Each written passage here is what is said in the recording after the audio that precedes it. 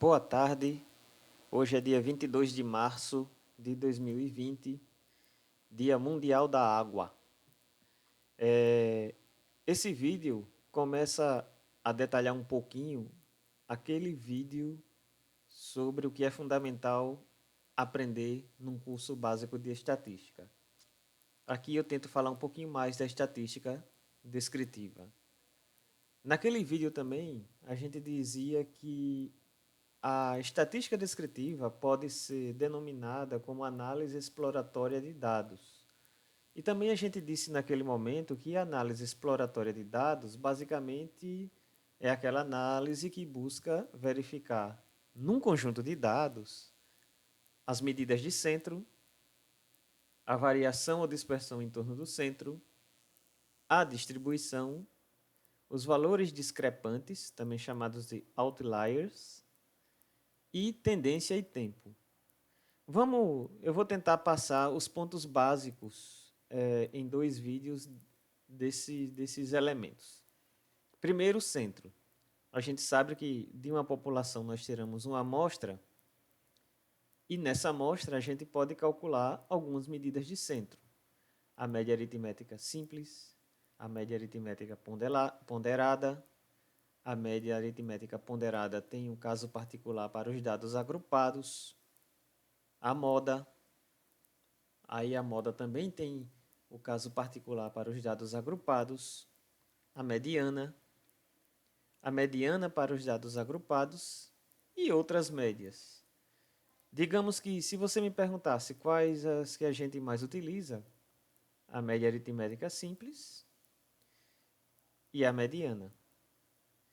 A média aritmética ponderada, eu diria que vem em segundo lugar, porque ela é muito utilizada quando alguns números do conjunto de dados têm mais peso que outros, ou menos pesos que outros. Por exemplo, a média semestral, geralmente num curso de graduação, é uma média aritmética ponderada. Tá? Onde a gente usa as notas de cada disciplina e os pesos são as cargas horárias de cada disciplina. A moda é o valor mais frequente, tá? E os dados agrupados eu coloquei em outra cor, destaquei aí, porque na verdade são formas de calcular essas medidas de centro a partir da distribuição de frequência. Vamos lá. O segundo aspecto é a variação ou dispersão em torno da média. De novo, quando a gente pega a amostra com vários números, a gente pode calcular a diferença entre o maior e o menor, a amplitude total. A gente pode calcular o desvio médio. Na verdade, ele é sempre zero. E é muito fácil provar isso. O desvio médio absoluto, que é uma tentativa de corrigir o fato do desvio médio ser zero. A variância e o desvio padrão.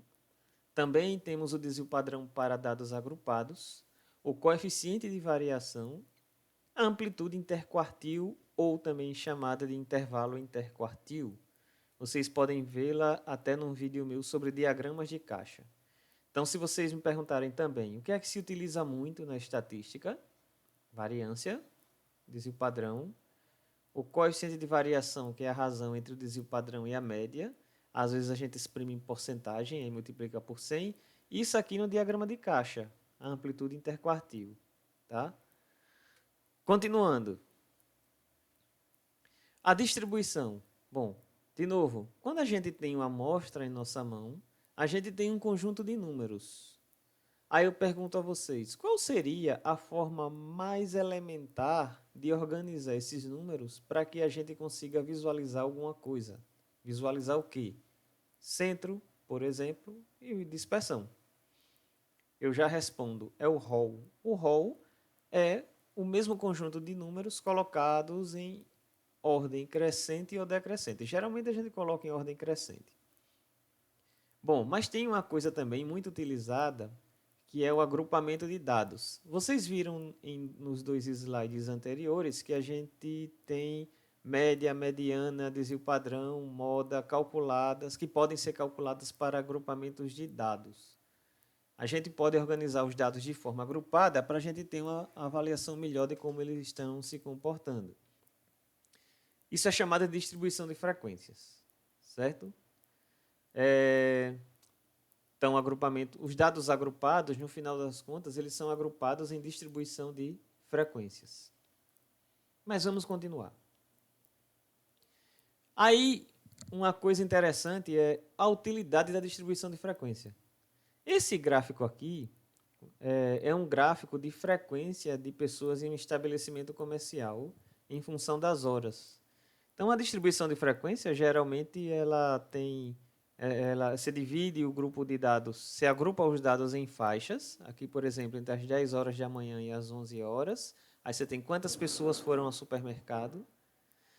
E aqui, por exemplo, você percebe que entre as 14 e 15 horas, ou 14 e 16, né, você tem menos pessoas frequentando esse estabelecimento. Tá? Então, a distribuição de frequência, ela permite você fazer esse tipo de estudo. Você, por exemplo, pode estar interessado em ir nesse estabelecimento quando tem menos gente possível, sobretudo nos dias atuais. Né? E ali está destacado o horário em que eu cliquei no estabelecimento no Google Maps e apareceu a hora que eu estava trabalhando, né? Elaborando essa aula. Bom, outro elemento são os valores discrepantes. Eu tenho esse conjunto de números, são 6 números, e se vocês prestarem atenção, eles têm mais ou menos uma ordem de grandeza parecida.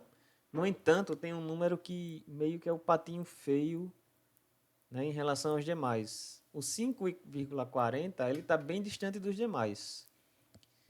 Vamos fazer o seguinte, faça um roll, ou seja, coloque os números em ordem crescente, e você verá isso mais claramente.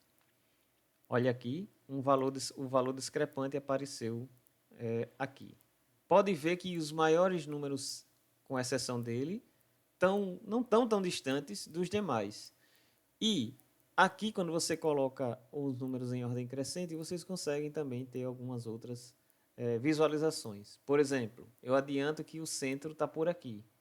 Se você calcular a média aritmétrica, se você calcular a mediana, vai dar próximo aí os dois valores próximos destes números aí. Mas isso eu deixo para depois.